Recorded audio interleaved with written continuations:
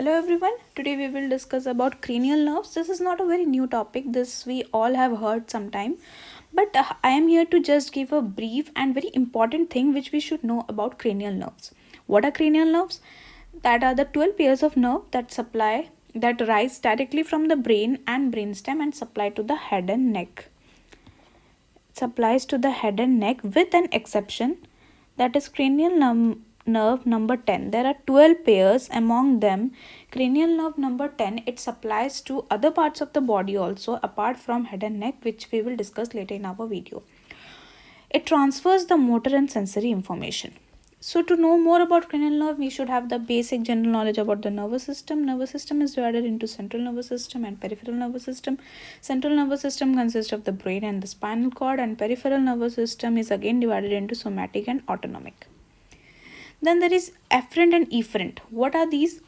The afferent carries the sensory information from brain to the outside, while the efferent carries the motor information from the brain to the periphery. To remember this, we have a mnemonic that is same. That is sensory is afferent, S and A, and ME, that is motor is efferent. Sensory information like vision, smell, touch and proprioception, and motor information like contraction of the smooth and skeletal muscles. Neurons. These are the main cells of the nervous system. This is the general neuron that consists of the dendrite, the myelin sheath, then there is a synapse. The synapse and the myelin sheath together are known as the axon. What is a synapse? A connection between two neurons is called a synapse, and the information from one neuron is to other neuron is transmitted through neurotransmitters. Neurotransmitters help to transfer information from the one neuron to the other neuron. Then there are nerves. Nerves are usually present in the PNS, that is the peripheral nervous system. It again consists of three functions: motor, sensory and mixed. Mixed is that is both motor and sensory together.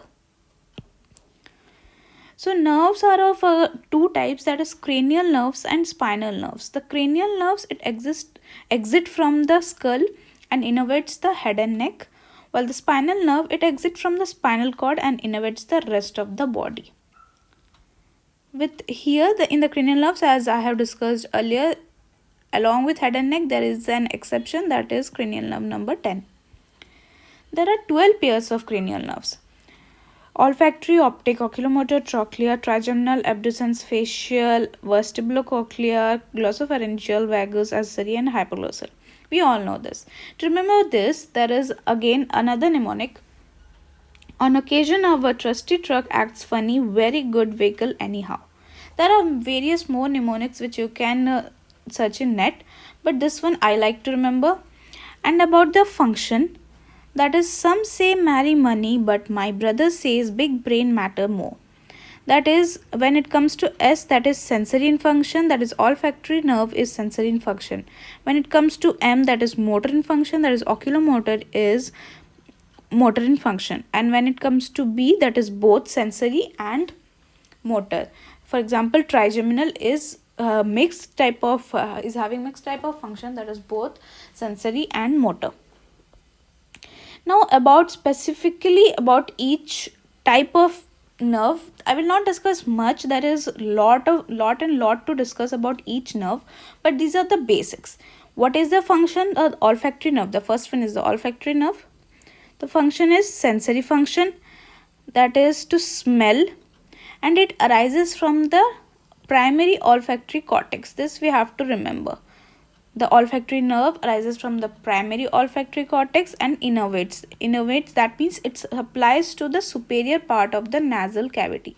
As its function is to smell, that's for it supplies to the superior part of the nasal cavity.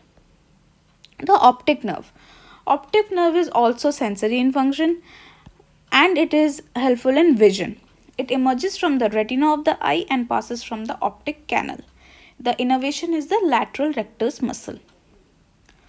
Oculomotor is motor in function. The function is eye movement, eyelid opening, pupillary constriction and lens accommodation.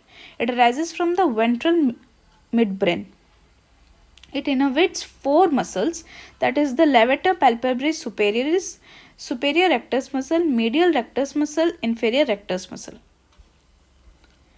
The trochlear nerve, it is also motor in function. The main function is eye movement. It arises from the dorsal midbrain and innervates the superior oblique muscle.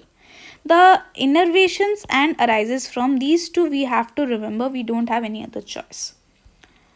But only just by hearting is not the solution. If we understand the thing and remember with a correlation to their function, then it will be easy for us to remember.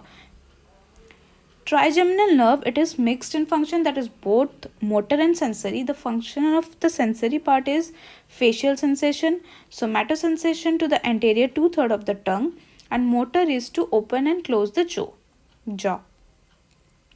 There are three branches, that is ophthalmic nerve, maxillary nerve, and mandibular nerve. Ophthalmic nerve has the sensory function, maxillary has the sensory, and mandibular has both the sensory and the motor. Then comes the sixth nerve, that is the abducens nerve, that is motor in function.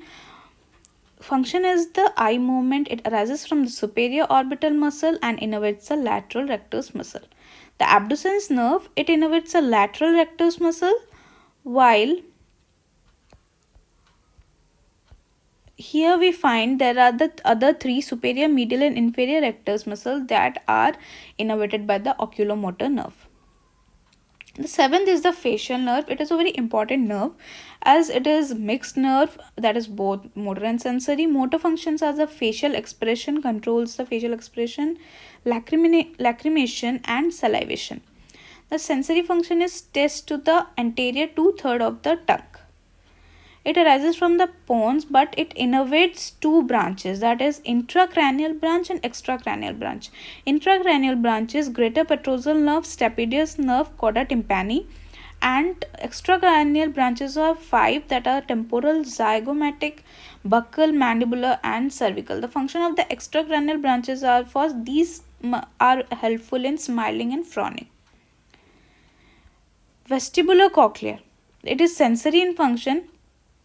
It helps in hearing and balance, and it arises from the internal acoustic meters. The innervation is to the cochlear nerve and the vestibular nerve. From the name vestibulocochlear only we can tell the innervation. The glossopharyngeal nerve, it is again sensory and motor.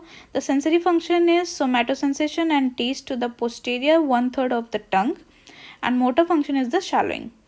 It arises from the medulla and innervation is tongue and pharynx.